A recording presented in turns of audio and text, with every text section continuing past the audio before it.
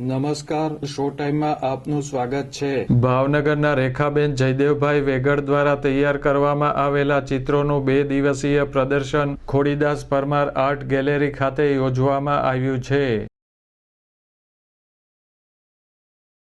કલાગુરુ ખોડીદાસભાઈ પરમારની 96મી જન્મતિથિ નિમિત્તે તેમને કલાંજલિ આપવા માટે આયોજિત આ ચિત્ર પ્રદર્શનના ઉદ્ઘાટન કાર્યક્રમમાં તુલસીભાઈ પટેલ, રજનીકાંતભાઈ મચ્છર, મેહુલભાઈ વડોદરિયા, હિમાચલભાઈ મહેતા, ભાગ્યશ્રીબેન મહેતા, મધુબેન ચાવડા સહિતના ઉપસ્થિત રહ્યા હતા।